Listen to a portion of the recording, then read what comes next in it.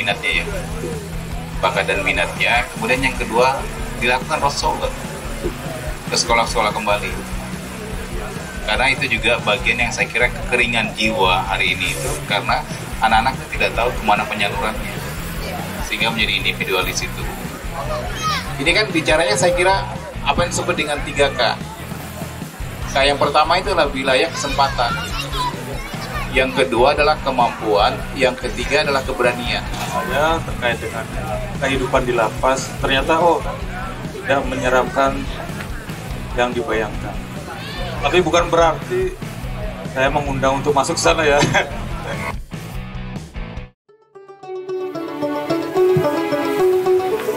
Baik, terima kasih Bapak Ahmad. Apa kabarnya nih? Alhamdulillah, dalam keadaan sehat. Sehat terus ya. Tema malam hari ini adalah tentang eksistensi seni dan budaya era generasi Z. Ya, artinya lahir di tahun 97, 2021, 2022 itu masuk generasi Z. Dan setelah tadi melihat ada penampilan atau latihan tadi untuk soundcheck dari Prodeo Band, apa sih yang sebenarnya dilakukan oleh lapas sendiri tentang pembinaan kepada warga binaan? Seperti apa? Baik, Assalamualaikum warahmatullahi wabarakatuh. Waalaikumsalam warahmatullahi wabarakatuh. Selamat malam warga Tenggarong yang hadir pada kegiatan malam ini di Taman Titik Nol Mata Jempura. Ya, betul. Baik, yang pertama saya mohon maaf dulu Bapak Kalapas yang tanpa mengurangi rasa hormat. Ya. Sedianya beliau mau hadir di sini, namun karena ada kegiatan yang mendesak, Ya. jadi diwakilkan kepada saya. Baik. Terkait dengan pembinaan di lapas, kita tahu di lapas ada 2 jenis kegiatan. Ada pembinaan kemandirian, ada pembinaan kepribadian. Salah satunya di pembinaan kemandirian itu yaitu terkait dengan seni dan budaya. Di lapas sendiri untuk pembinaan kepribadian di seni budaya kita ada 4 macam, Mas Bang Hafiz. Salah satunya ini band yang alhamdulillah bisa diundang pada malam hari ini. Alhamdulillah ya. Terima kasih.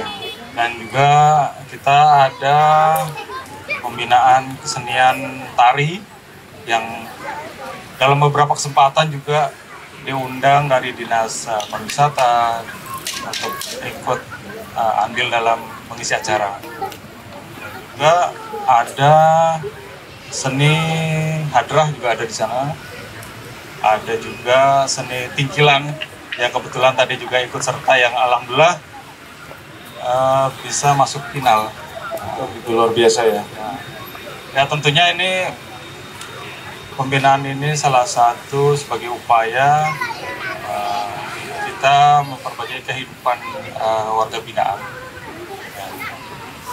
Awalnya mereka salah arah, kita berikan bekal untuk nantinya saat keluar nanti mempunyai skill, mempunyai bakat, mempunyai bekal. Ya, artinya di sini lapas memberikan ruang kepada warga binaan ya untuk melakukan atau mengeksploitasi ya kemampuannya untuk belajar di situ. Ya, opini di luar, orang tahunya ketika masuk lapas itu hanya diam saja, kemudian ya melakukan rutinitas yang ya masuk sel lah mungkin lah, kemudian ini. Apa sih sebenarnya yang ingin dilakukan lapas, yang ingin ditunjukkan kepada masyarakat secara umum sehingga mereka itu layak nanti kembali ke masyarakat? Seperti apa? Ya betul ya, mungkin persepsi masyarakat di luar yang tidak mengetahui tentang kegiatan. Nah ini juga pada kesempatan ini kami berterima kasih telah diundang, paling tidak dengan media ini kami bisa mengenalkan bagaimana sih di dalam lapas itu sendiri. Karena mungkin di masyarakat, persepsi masyarakat, pandangan masyarakat, lapas itu pasti yang terbesit pertama tembok tinggi. jeruji besi dan orangnya bertato semua seperti itu. Sangar lah ya. Ya sangar. Jadi dengan diundangnya kami di sini mungkin setidaknya memberikan pengenalan sedikit bahwa di dalam lapas juga ada pembinaan-pembinaan, salah satunya terkait dengan seni budaya. Nah, tujuan kami yaitu memberikan mereka kesempatan untuk berekspresi, mencurahkan, karena ada anggapan ya bahwa pikiran itu luas, tidak terbatasi dengan jeruji. Ya, apa saja sih yang dilakukan warga binaan ini? Contoh nih, dari bangun pagi jam berapa, kemudian kegiatannya seperti apa? Apakah hanya maaf nih ya, di dalam sel aja atau gimana? Ini kan secara umum tidak tahu nih kaitannya dengan pembinaan di lapas kelas 2A Tenggarong. Baik. Dari pagi, mulai bangun pagi setelah dilaksanakan apel namanya, setiap hari mereka harus dicek. Dicek apa jumlahnya? Jumlahnya jangan sampai kurang ini. Bahaya kalau kurang kan. Jadi setiap pagi setelah dicek, lalu dilaksanakan olahraga pagi. Ada olahraga pagi juga? Ada olahraga pagi, senam. Karena memang dengan kondisi saat ini lapas Tenggarong itu sudah over kapasitas. Over ya, sudah over. Melebihi ini ya kapasitas. Dari jumlah yang seharusnya 350 kapasitasnya, saat ini isinya 1.456 orang. 1.456 orang. Luar biasa, lebihnya banyak ya. Padat sekali. Ya. Lebih dari 300%. Ya. Setelah olahraga apa itu? Setelah olahraga masing-masing ada kegiatan. Kebetulan pada saat ini kita ada kegiatan pembekalan soft skill berupa barbershop. Barbershop ada juga ya? Ada pelatihan. Ya, mereka nantinya setelah selesai pelatihan mereka mempunyai sertifikat. Nah, nanti juga tujuannya saat mereka keluar mempunyai skill, mempunyai sertifikat. Jadi harapannya mencari pekerjaan lebih mudah. Nah, ada juga kita punya pesantren. Pesantren. Maksudnya pesantren beneran ya? Pesantren betulan. Ya, seperti apa? Pesantren betulan gitu kita laksanakan dari jam 9 sampai dengan zuhur. Itu ada kajian-kajian agama Islam seperti itu. Dan juga kita ada paket kejar A, B, dan C. Ada juga? Ada juga ya. Nah, itu maaf nih, biaya ditanggung oleh lapas sendiri ya? Lapas dari dinas ya? Iya, dari dinas. Dan juga ya tentunya ada kegiatan-kegiatan lain, ada pembinaan kemandirian, ada mebler, ada kelas, dan macam-macam. Jadi banyak hal dipersiapkan buat teman-teman kita warga binaan lagi di dalam itu sedang belajar dan berlatih ya untuk mempersiapkan diri kembali ke masyarakat. Ya, kemudian saya juga ada lihat di media Facebook ya, ada teman juga di ini dijual juga itu karya-karya, contoh nih kalau bikin mebler itu dijual juga. Itu seperti apa sistemnya? Hasilnya itu untuk kegiatan itu lagi atau seperti apa? Ya betul. Kita di Lapas Tenggarong, seperti saya jelaskan tadi, terdapat pembinaan kemandirian, salah satunya mebler. Memang kalau mebler ini termasuk unggulan juga di Lapas Tenggarong, sehingga mungkin masyarakat di Tenggarong kalau ada yang memesan meja, kursi, dan untuk harga bersaing, insya Allah lebih murah lah dari tempat yang umum seperti itu. Dan mebler ini kita sudah kita kirim ke Surabaya, ke Makassar seperti itu. Jadi luar biasa untuk pembinaan kemandirian. Ya, untuk kegiatan tersebut di masing-masing sub kegiatan tadi ya, itu wajib atau boleh nggak diikuti, atau memang ada yang nggak mau, menolak atau seperti apa? Nah, pada awalnya pada saat mereka masuk kita assessment namanya, kita ketahui bakat minatnya. Nah, setelah kita tahu bakat minatnya, nanti kita arahkan. Kebetulan mungkin ada yang berminat atau yang berbakat di bidang pertukangan, nanti kita arahkan pembinaannya lebih fokus ke mebler, misalkan di perkayuan atau pertukangan seperti itu. Nah, kita ketahuinya itu dari awal.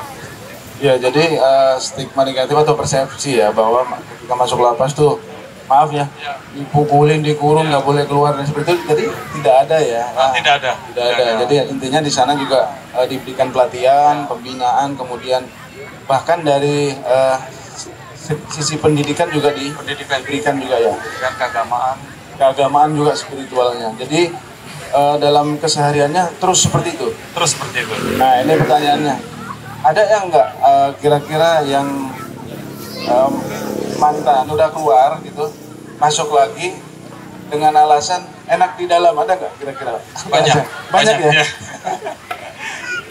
Jadi mungkin cerita kasuistis mungkin saat di Balikpapan, kebetulan saya juga pernah di Balikpapan, itu ada salah satu warga binaan dari usia remaja sampai terakhir dia usia sekitar 52 tahun, itu memang kerjaannya keluar masuk lapas. Jadi udah langganan gitu? Langganan ya.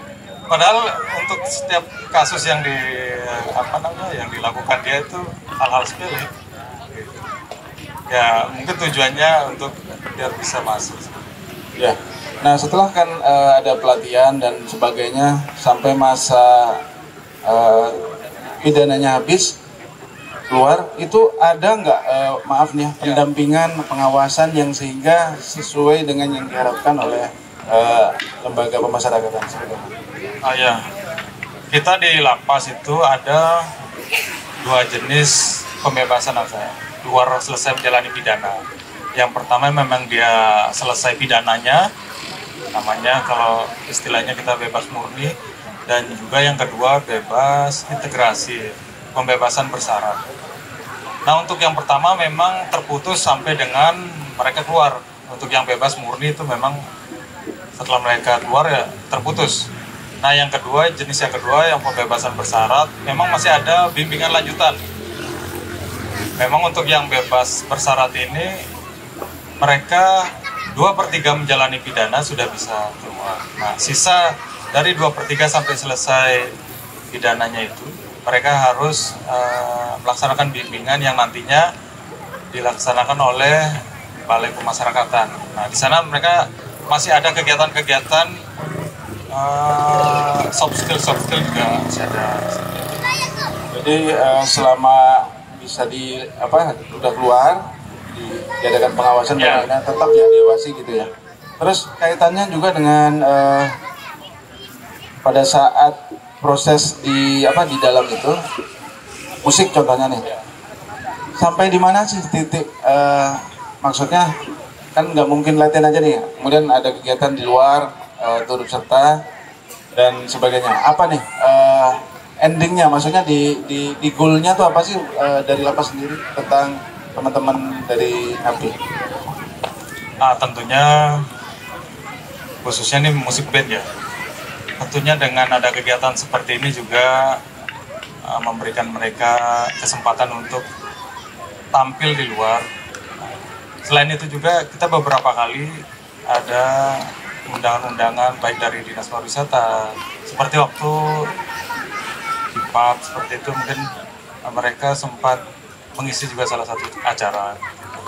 Ya, endingnya harapannya mereka keluar nanti juga tetap berkarya sesuai bidangnya, mengembangkan lagi musiknya, dan ya mudah-mudahan semoga itu juga menjadi mata pencariannya. Baik, terima kasih ya. Mudah-mudahan nanti juga endingnya juga ada rekaman lah, ya kan? Ya kan? Gimana, setuju teman-teman Prodeo? Baik, kita kedatangan narasumber yang kedua. Beliaunya adalah pegiat sastra, ya, banyak karya-karya bukunya. Bapak Said Sanif, SPD. Ya, Pak. Ya, saya bacakan dulu Pak ya. Beliau adalah pegiat sastra, kemudian ada karya-karya bukunya, Ijab Kabul, Tulang Rusuk, 100 Kata Beribu Makna, Dimensi Lateralitas, Brain Gym, untuk meningkatkan percaya diri dalam public speaking. Beliau juga seorang motivator, makanya pas sekali malam ini seperti apa kita akan diberikan motivasi oleh beliau, selain juga tentang bagaimana seni dan budaya tempat kita. Nih, apa kabar nih Bapak Said Sanib? Panggilnya Bapak siapa nih? Bapak Said ya? Ya, Said saja. Apa kabar nih Bapak? Alhamdulillah. Nah, jadi ini yang saya kira juga kenapa saya juga senang hadir pada malam ini. Kemudian kita bicara tentang bagaimana kaum milenial ya.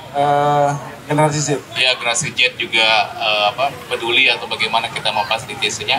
Kebetulan saya sekarang ini di Wakil Ketua Komisioner Perlindungan Anak Di Samarinda? Iya, daerah Kalimantan Timur. Nah, bidang saya itu kebetulan bidang pendidikan dan ruang bermain bagi anak. Jadi memang pas dengan tema kita berdua.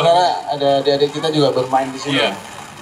Nah gitu, jadi konsepnya kan gini, orang tua yang melarang anaknya bermain sama dengan orang tua yang tidak menghendaki anak menjadi cerdas. Itu pertama. Terus yang kedua, kenapa anak-anak kita difasilitasi bermain di tanah? Karena memang asalnya dari tanah. Kemudian bukti kita dari tanah itu, ketika semakin tua kita kan semakin menunduk. Iya. Itu artinya apa? Kita juga akan kembali ke tanah seperti itu. Ya, kaitannya dengan tema nih Pak, eksistensi seni dan budaya era generasi Z. Tentunya di masing-masing generasi kan punya perlakuan beda terhadap situasinya ya. Apa sih yang membedakan diri masing-masing generasi? Contohnya di atasnya, kemudian milenial, di atasnya lagi baby C dan segala macam. Seperti apa nih? Ya, kalau saya lihat perbedaan utama itu pada pilihan dan kecenderungan ya. Pilihan dan kecenderungan, tapi menurut hemat saya kita masih bisa masuk kepada generasi Z ini ya. Generasi Z itu dengan catatan memang ada komunitas atau pemerintah dalam hal ini yang memfasilitasi gitu loh. Saya kira kita kan tidak bisa juga menafikan perjalanan masa lalu, juga tidak bisa juga kita nafikan dari perjalanan sekarang. Artinya yang seperti dulu pun masih bisa relevan. Saya kalau saya hari ini ya Abang ya, menjadi pegiat sastra dengan karya-karya saya itu, ya kemudian juga lagu-lagu yang saya buat, saya mesti tadi hadir itu dengan tim saya. Oh gitu. Yang siap untuk membawakan musikalisasinya, tapi di random tuh nggak ada anunya gitu, jadi tidak jadi gitu. Tapi honornya saya sudah selesaikan. Iya, honornya saya sudah selesaikan. Mereka ya saya bilang udahlah, makan sama teman-teman saja di Samarinda begitu. Dan saya ingin sampaikan perjalanan saya ini Bang Soekardi Wahyudi itu pada tahun 83 itu kan dulu kan ada namanya roadshow sastra dari teman-teman komunitas Bang Soekardi Wahyudi itu. Saya termasuk orang yang mungkin mendengarkan ketika itu di masjid Pondok Pesantren di Batul Hayati Batunggaroh. Mendengarkan, kemudian saya merasakan kok enak ya bicara pada wilayah sastra ini, enak begitu. Kemudian saya ada pertandingan 17-an itu saya ikut saja, meskipun tidak ada mentornya, yaitu di pasar seni ini gitu. Nah kemudian dalam perjalanan itu ternyata ada teman saya namanya Hussein Labib, itu sekarang di Biro Humas Kalimantan Timur. Beliau bikin buku yang pertama judulnya Ziarah Cinta, launching. Terus saya berkesimpulan, ziarah cinta itu tidak ada gunanya kalau orang tidak ijab kabul. Makanya saya bikin judul ada ijab kabul. Nah jadi kembali kita kepada pertanyaan tadi, kita ini kaum kolonial ya. Kita ini kaum kolonial, tapi harus memberikan fasilitas. Itulah sebabnya mestinya kebijakan itu Dinas Pendidikan dan Kebudayaan itu harus ada punya dinas sendiri. Jadi kebudayaan pendidikan sendiri, sendiri gitu ya? Iya. Jadi Dinas Kebudayaan itu tersendiri yang memang concern mereka berkaitan dengan memfasilitasi untuk anak-anak generasi Z dan sebagainya seperti itu. Nah ini yang saya kira kurang. Jadi kita bersyukur dengan komunitas-komunitas seperti ini, itu juga bagian dari prestasi untuk memfasilitasi mereka. Gitu. Ya. Kemudian kecenderungan dari generasi Z ini yang lebih bagian orang berpendapat mereka lebih kepada to the point, kemudian punya cara sendiri, lebih instan. Bagaimana tanggapan dari Mas? Iya, memang ini kan sebenarnya kan wilayahnya kan wilayah bakat dan minat ya. Ya, bakat dan minat itu sebenarnya juga bisa dilihat. Nah, saya kebetulan ini juga kepada audiens yang saya ingin sampaikan, selain saya sebagai komisioner perlindungan anak, saya juga mendalami ilmu namanya grafologi. Itu apa itu? Ilmu grafologi itu ilmu membaca karakter seseorang lewat tulisan tangannya, termasuk tentang kepribadian dan bakat dan minatnya. Jadi kalau misalnya ada orang yang tanda tangannya, anak-anak kita misalnya itu ada tanda tangannya itu, ada ornamen-ornamen love-love-nya seperti itu. Pertama, gambaran dia kurang kasih sayang. Yang kedua, dia juga punya gambaran bahwa orang tipe seperti ini juga punya kecenderungan untuk dibilang seni. Tinggal kita mengarahkan begitu. Jadi dari grafologi itu bisa analisa ya? Iya, yang seperti itu. Menurut Pak Said nih, generasi Z dengan kecenderungan sendiri, bisa nggak kira-kira sukses sesuai dengan apa yang diinginkannya? Karena instannya seperti apa? Ya, pada poinnya menurut saya gini, orang yang mampu membuat puisi, orang yang mampu membuat mengekspresikan sebuah seni itu kan ketika orang ada masalah. Buya Hamka bilang bahwa orang yang punya sastra, kemampuan sastra itu karena dia dihadapi dengan masalah. Apakah itu dengan masalah romantismenya, masalah finansialnya, atau masalah-masalah kehidupan, itu sebenarnya bisa dituangkan dalam bentuk goresan-goresan puisi. Hanya saja pentingnya itu harus ada mentor. Nah, saya dapat mentor dari senior saya, guru saya Pak Wahyudi ini.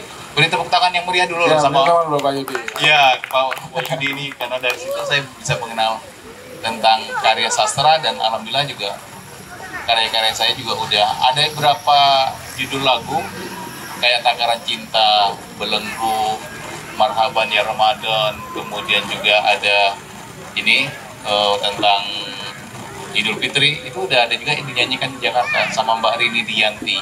Jadi teman-teman yang hadir sini bisa kunjungin di karya saya itu di karya Selamat Said Sanim. Itu di mana? Di YouTube. Di YouTube ya? Nah, kalau TikToknya itu Bang Said Bang Said ya? Bang Said 68. Nah, itu di TikToknya itu ada semua karya-karya saya. Kekinian sekali ya, ada TikTok juga ya? Bang? Ada, ya. Baru 3.000-an sih harusnya. Ya, udah banyak itu, dari satu aja susah kan? Ya, baru 3.000-an saya punya, seperti itu. Nah, jadi itu bisa disimak situ. Kemudian juga selain di situ, saya juga ada yang punya gado-gado, namanya Bang Said Activity. Di situ saya bagaimana menghipnotis orang, menghilangkan fobia orang, macam. Jadi banyak hal gitu. Ya, tentang ruang ya, wadah seperti ini yang terbuka bagi sebagian orang mungkin penting ya, khususnya di adik-adik kita yang Gen Z itu kan perlu narsis ya, atau eksistensinya. Nah, pandangan dari Pak Said ya, Pak Said sendiri, apa sih yang perlu diarahkan dari adik-adik kita nih, bagaimana tentang kemampuannya dia? Ya, pertama kan kita ini sebagai orang tua harus menjadi role model. Role model itu maknanya gini, bahwa bagaimana mereka itu kita tuh menjadi keteladanan. Meskipun hari ini generasi Z itu antara eksis dan narsis itu kan kita tidak bisa sulit membedakannya kan. Ya beda-beda tipis lah ya. Ya, beda-beda tipis. Dan kita berharap mudah-mudahan dari yang narsis itu jadi eksis. Nah, eksistensi itu artinya bagaimana dunia mengenal dirinya itu dengan apa gitu. Dunia mengenal kita, dunia mengenal siapapun itu tentang apa gitu. Jadi ada yang memang tampilan dari bakat seninya, dari karya-karyanya. Kemudian saya berharap bahwa dalam kesempatan ini bagaimana generasi Z itu punya karya yang melampaui dari usianya. Iya. Itu yang terbaik. Jadi bagaimana punya karya yang melampaui dari usianya, maknanya apa? Meskipun kita sudah tiada, tapi karyanya masih tetap hidup. Supaya apa? Yang pertama itu, yang kedua supaya tahu bahwa kita pernah ada di dunia. Pernah hidup loh. Iya, pernah hidup gitu. Iya, makasih ya. Kita keep dulu ke Pak Ahmad nih. Pak Ahmad, senada yang disampaikan tadi, bagaimana pembinaan juga di lapas, juga kaitannya dengan hobinya mungkin di musik, kemudian di bidang-bidang lain. Tujuannya adalah kan nantinya bisa diterima di masyarakat. Nah, selama di lapas, mereka nih ketika menghasilkan sesuatu dijual, ada reward nggak? Maksudnya dari hasil itu? Ya, tentunya terkait dengan reward tadi. Yang pertama, kalau terkait dengan pembinaan kemandirian tadi yang menghasilkan tablet dan produk-produk yang lain, tentunya dari hasil penjualan mereka diberikan 15% dari hasil penjualan tersebut. Seperti itu. Dan juga tentunya dari skill-skill yang mereka dapatkan, mereka dapat menggunakan nantinya. Tadi saya menarik terkait dengan keilmuan Bapak Bang Said terkait dengan bagaimana membaca karakter orang seperti itu, cara mempengaruhi orang seperti itu. Kelihatannya sangat cocok sekali kalau diterapkan di lapas seperti itu.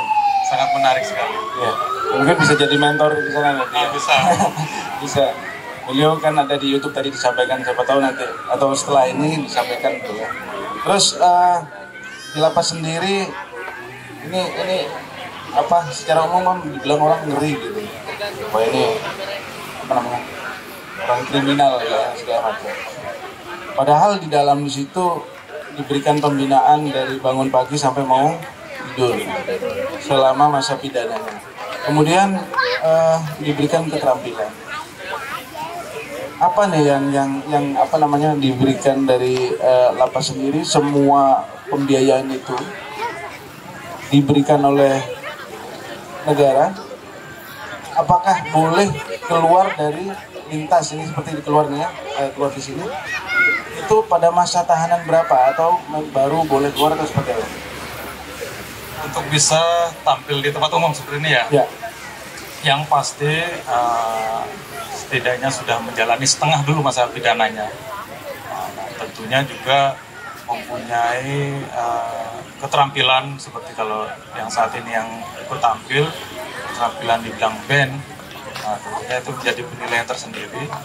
Dan yang pasti selama menjalani dari awal sampai dengan setengah itu, dia menunjukkan perkembangan yang arah kebaikan, menunjukkan perubahan yang baik lah seperti itu. Nah, dari sana kita bisa memberikan kesempatan untuk bisa, nah kalau untuk kegiatan di luar seperti ini namanya integrasi sosial. Jadi mempersiapkan juga warga binaan untuk nantinya biar istilahnya tidak kaget pada saat keluar lapas seperti itu. Ya, seperti bersosialisasi dulu ya, ya. Bersosialisasi bagaimana, karena kan ada yang lama yang mungkin dunia luar nggak tahu dan sebagainya. Baik, Pak Said. Ya. Pak Said, kira-kira menurut pandangan Pak Said metode apa yang sesuai dengan generasi anak-anak ya sekarang yang Gen Z nih, kemudian milenial, tentang hal-hal yang saat ini kan kita susah nih ngatur mereka nih. Mereka dengan kemampuannya sendiri, kemudian digital yang begitu terbuka. Dalam rangka pembinaan atau pendampingan seperti apa nih?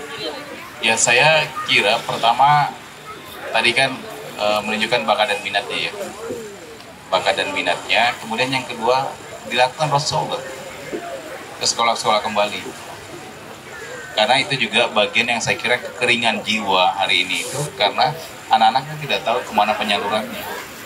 Sehingga menjadi individualis itu. Nah, padahal kita bicara tentang wilayah sastra ini kan wilayah rasa ya. Ungkapan tentang rasa yang tadi misalnya tadi itu 2 poin. Ya. Tapi ada juga yang gini. Jangankan itu.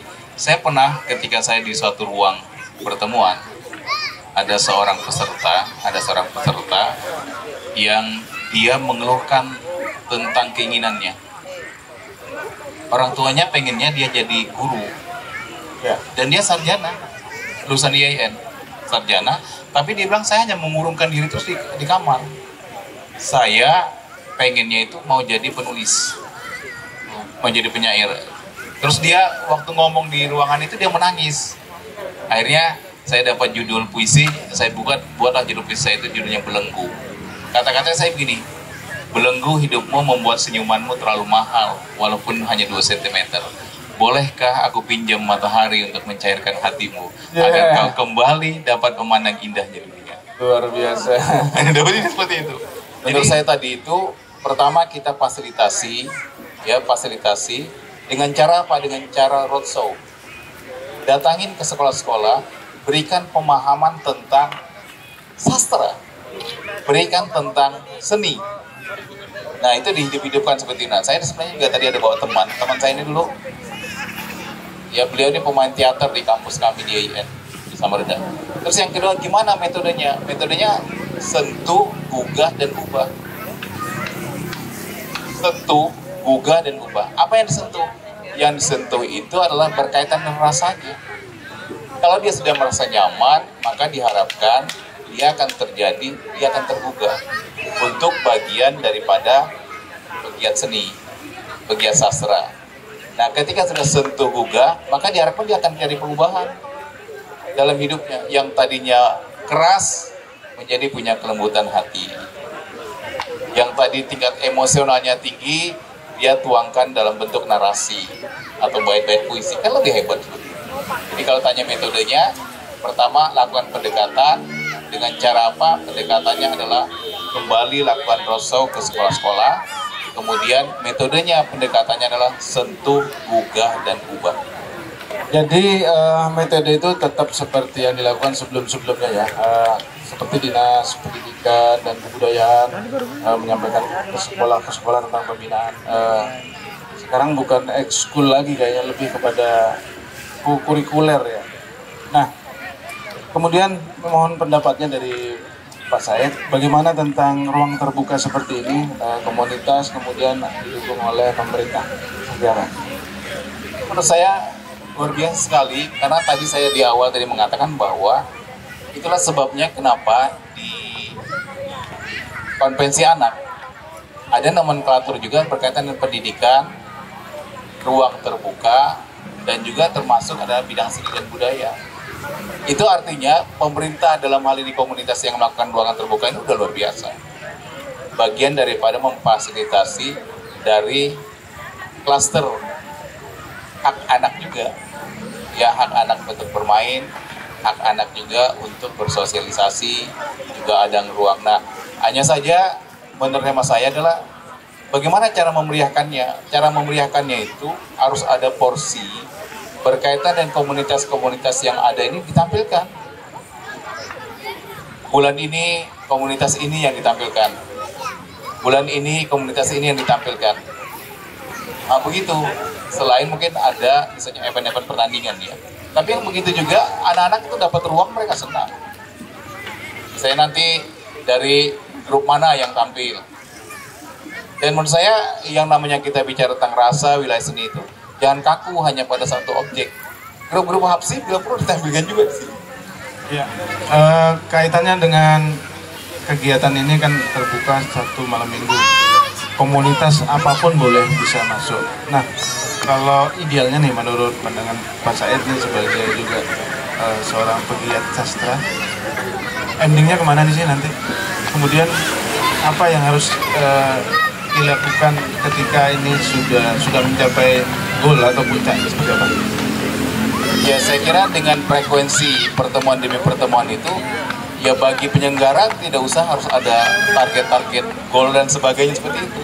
Ya nanti mungkin akan banyak lahir-lahir penulis, akan banyak lahir-lahir lagi pegiat sastra, bukan pegiat saja, mungkin memang seniman, ya sastrawan dari Kutai Kartanegara seperti ini. Kenapa? Karena dari proses yang pernah difasilitasi, ada ruang yang difasilitasi, jadi mereka yang memungkinkan untuk tampil. Ini kan bicaranya saya kira apa yang disebut dengan 3K. K yang pertama itu adalah wilayah kesempatan, yang kedua adalah kemampuan, yang ketiga adalah keberanian. Dia punya kemampuan, dia punya keberanian, tapi tidak ada yang memfasilitasi kesempatan, yang nggak bisa. Atau sudah dikasih kesempatan, dia punya kemampuan, tapi dia tidak punya keberanian. Ruang seperti ini, makanya dalam hal-hal seperti ini, melakukan kesalahan itu dibenarkan. Seperti itu. Jadi melakukan kesalahan itu dibenarkan. Kenapa? Karena kan mereka masih berproses. Dan untuk menjadi sempurna, kita mesti belajar dari ketidaksempurnaan. Jadi dimulai kadang-kadang mengawali dengan hal yang salah gitu ya, atau keliru ya. Tapi kalau untuk bagian percaya diri segala macam itu bidangnya saya. Begitu ya. Kebetulan punya sertifikat dari California Foundation Amerika Serikat. Wah, luar biasa Mas Said. Ya Mas Said, menarik sekali ya. Kira-kira nih kegiatan sastra ya, sastra seni daerah nih. Kenapa sih tidak semulus dengan sastra-sastra yang Indonesia secara umum? Pandangannya seperti apa Pak Said? Ya, tadi itu saya jujur ya ingin menyampaikan seharusnya di Kalimantan Timur ini budaya Kutai yang harus ditampilkan. Kita jelaskan kenapa? Karena kita ini secara budaya itu tidak ada representasi. Kalau Kalbar itu Melayu, oke? Kalsel itu Banjar, Kalteng itu Dayak, Kaltim itu Kutai, Kaltara itu Tanah Tidung. Hari ini coba seperti apa? Siapa yang peran-peran apa yang dilakukan? Itu yang juga salah satu yang harus menjadi kritik kita. Ya. Kenapa kita tidak membanggakan dengan dari atribut-atribut kita itu sendiri, ornamen-ornamen pemerintahan dan sebagainya.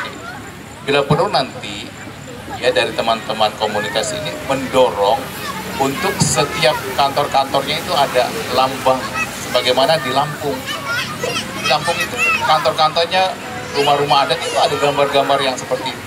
Ini dilakukan juga, mendorong seperti itu. Nah sehingga dari melihat, mereka merasakan itu ada ketertarikan dan rasa memiliki dengan budaya lokal kita. Kira-kira instrumennya apa saja yang diperlukan? Ya, instrumennya apa saja yang diperlukan dalam apa yang disampaikan? Ya instrumennya dari kawan-kawan seniman komunitas ini langsung menghadap dengan DPR buat perda konkret, perda yang berkaitan misalnya apa kita mau sepakati, misalnya di rumah-rumahnya gambar naga atau apa gitu ya, apalah seperti itu konkret. Jadi setiap kantor-kantor wajib memasang itu. Ya memang kalau kita lihat kaitannya dengan budaya tadi atau tradisi yang ada di khususnya Kutai ya, hanya sifatnya seremonial, bukan lebih kepada habit ya. Habit dalam arti keseharian seperti di Bali ya. Di Bali itu tiap hari budaya dengan pakaiannya, kemudian apa kegiatannya mencerminkan jati diri. Nah, untuk melalui proses itu kan tidak mudah. Apa ada tips atau gimana nih? Seperti pandangan dari Pak Said. Ya, ini persoalan pendekatan menurut saya. Persoalan pendekatan, karena itu wilayah-wilayah ini memang harus ada dilakukan disebut dengan lobby dan negosiasi. Kepentingan dari teman-teman seniman untuk mengangkat budaya lokal harus dilakukan dengan cara tadi itu. Makanya yang hemat saya yang paling penting itu bagaimana kita punya keterwakilan. Anggota dewan juga punya keberpihakan tentang penganggaran. Hanya saja saya ingin mengkritik juga teman-teman di komunitas ini, seniman itu biasanya tidak bisa berkomitmen, cenderung mainnya sendirian, cenderung bermain sendiri, ya kelihatannya sih bersatu. Ya kan kita gini lah, saya ingin sampaikan lebih jauh lagi, kita ini sebenarnya sudah punya visi yang sama, sudah punya persepsi yang sama bagaimana mengembangkan kesenian daerah ini, tapi kita belum bersatu dalam potensi dan aksi. Iya, itu pandangan ya, pendapat ya. Tapi kadang-kadang juga apa artinya maksudnya katakanlah komunitas A, B, C dan sebagainya. Mereka bergerak sendiri-sendiri, kecenderungannya. Nah, menurut Pak Sanep, bagaimana sih seharusnya dilakukan yang sehingga juga pemerintah ikut mendukung? Ya seharusnya tadi fungsi dari apa itu yang namanya organisasi seni kita itu apa namanya? Lupa saya itu. Ada. Organisasi seni daerah. Iya. Kalau di sini Dewan Kesenian. Oh, Dewan Kesenian ada. Nah itu seharusnya melebur di situ. Dari situ paling penting juga sebenarnya adalah bagaimana visi dari pemimpinnya. Jadi visi dari pemimpinnya, dan saya berharap bahwa ketika amanah itu diberikan jangan hanya pada wilayah politiknya gitu. Pada wilayah politiknya, jadi dia harus menjaga sahwat politiknya itu untuk tetap pada koridor bagaimana pembinaan seni dan budaya ini, supaya tadi masing-masing komunitas tidak menonjolkan masing-masing individu, tapi menonjolkan bahwa kita ini punya visi yang sama nih, punya persepsi yang sama, supaya bersatu dalam aksi dan potensi berkaitan dengan apa yang kita mau endingkan untuk mengangkat tentang budaya lokal. Nah, seperti itu. Jadi sinergitas dalam hal program, kemudian nyambung dengan teman komunitas dan masyarakat. Akhirnya akan terwujud bagaimana yang seharusnya dilakukan, seperti itu ya. Dan itu sarananya saya kira perlu dilakukan disebut dengan koordinasi atau rapat lah ya, rapat FGD lah ya gitu, FGD masing-masing dari komunitas itu bicara. Dari kesimpulan-kesimpulan itu mana yang terbaik, itulah yang dikedepankan dan jadi rumusan bahwa mungkin nanti perda kita tentang ini yang mau diangkat. Seperti itu, luar biasa. Beri tepuk tangan dulu buat Pak Saib dong. Saya yang nanya sampai bingung, udah kejawab semua ya. Baik. Ya, kaitannya ini seni sastra, menulis sastra, entah puisi, entah cerita dan sebagainya. Menulis tentang daerah saja kan juga minim kaitannya dengan tradisi menulis tentang literasi. Apa nih, mungkin sedikit waktu lagi yang harus dilakukan sehingga orang tuh mau dan ingin untuk melakukan kegiatan menulis tadi. Mobilitas intelektual kita itu akan terbangun kalau kita punya referensi. Bagaimana mungkin orang mau menulis ketika dia tidak pernah membaca? Dan membaca tidak bisa secara letterlek, hanya literatur itu baca pikiran orang, baca tentang pribadi orang, itu juga bagian daripada hal-hal yang memungkinkan kita bisa menulis. Ya, hal-hal yang bagian seperti apa menulis. Seperti contoh misalnya saya yang terbaru itu buat lagu judulnya Samarindaku. Ya, Samarindaku itu karena saya merespon tentang apa yang jadi keinginan wali kota untuk Samarinda Kota Peradaban. Tapi saya singgung juga tentang Pulau Kumala. Ada judulnya itu di YouTube saya, itu Samarindaku. Pulau Kumala saya sebut. Kemudian budaya Pampang saya sebut. Islamic Center juga saya sebut. Begitu. Baik, itu luar biasa. Karena waktu ini sudah di kode-kode di belakang. Untuk closing statementnya dari ini dulu, Pak Ahmad dulu, silakan Pak. Jadi tadi sedikit gambaran terkait khususnya di bidang saya terkait dengan kehidupan di lapas. Ternyata tidak menyeramkan yang dibayangkan. Tapi bukan berarti saya mengundang untuk masuk sana ya. Seperti itu. Kalau di ini jangan sampai lah. Jadi pesan saya pada dalam konteks ini para Gen Z ya, anak muda. Jadi yang saya tekan, yang saya harapkan yaitu yang mari terus berkarya, jauhi narkoba.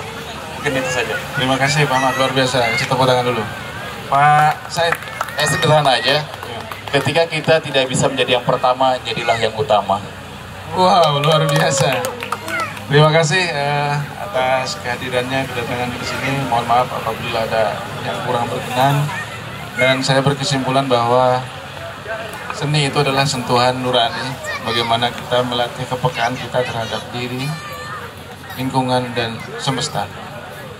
Tidak ada yang sempurna tanpa siapa-siapa. Tidak ada yang sempurna tanpa keberadaan kita dengan orang lain. Saya Diwin mengucapkan terima kasih yang sebanyak-banyaknya juga buat Rodeo Band, kemudian ada dari Afin Dimas dan kawan-kawan dan semua yang terlibat. Wassalamualaikum warahmatullahi wabarakatuh.